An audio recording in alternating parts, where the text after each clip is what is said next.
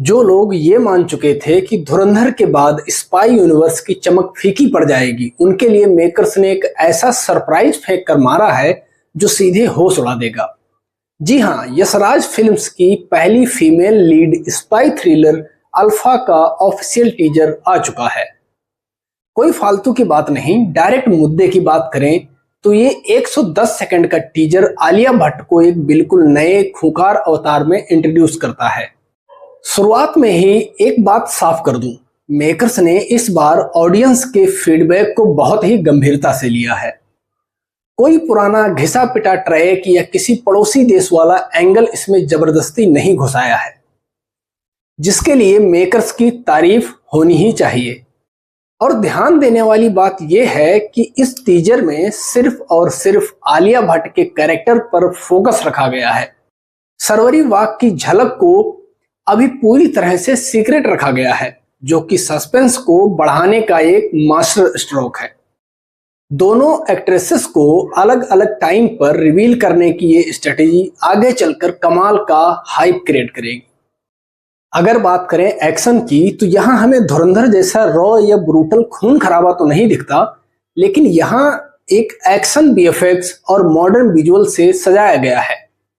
बॉलीवुड में काफी सालों बाद किसी फीमेल कैरेक्टर को इतना सॉलिड और कॉन्फिडेंट दिखाया गया है। ये कोई इमोशनल ड्रामा नहीं है, बल्कि अल्फा कहानी है एक प्रॉपर ट्रेंड किलर की।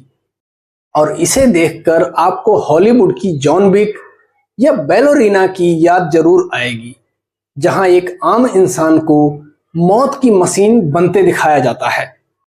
जिस तरह से आलिया लंबे चौड़े दुश्मनों पर भारी पड़ रही हैं और जो hand to hand combat scene है वो सच में देखने लायक है। खासकर वो आखिरी का गन शॉट, वो इतना शानदार सीन है कि अकेले उस शॉट के दम पर थिएटर्स में टिकट्स बुक हो सकती हैं। अगर यही टफ स्टंट किसी हॉलीवुड फिल्म के होते तो लोग तारीफ करते नहीं थकते। इसीलिए हमारी देसी फिल्म के इस लेवल को पूरा सपोर्ट मिलना चाहिए। बात करें परफॉर्मेंस की, तो जब तक आलिया के कैरेक्टर स्क्रीन पर चुपचाप रहता है, उनकी आंखों में जो इंटेंसिटी और जो हजारों इमोशंस तैरते हैं वो आपके रोंगटे खड़े कर देंगे। जिस एक्ट्रेस को स्क्रीन पर सॉफ्ट किरदारों में देखा गया हो, उसे इस तरह लोगों को शिवा के पास पहुंचाते देखना एक बेहतरीन ही सरप्राइज है। हालांकि जब वो कुछ चुनिंदा डायलॉग्स बोलती हैं तो उसमें थोड़ा और कॉन्फिडेंट और भारीपन की गुंजाइश दिखती है, जिसे शायद आगे ट्रेलर्स में और बेहतरीन तरीके से दिखाया जाएगा। मेकर्स ने एक एक्शन के साथ जो हल्का सा लाफ्टर या अलग एक्सेंट जोड़ने की कोशिश की है, वो एक्सपेरिमेंट बिल्कुल नया होने वाला है। वहीं दूसरी तरफ विलेन के रोल में बॉबी देओल बिना किसी एक्स्ट्रा एफर्ट के सिर्फ अपनी मौजूदगी और अपनी स्क्रीन प्रेजेंस से एकदम खतरनाक वाइब दे रहे हैं।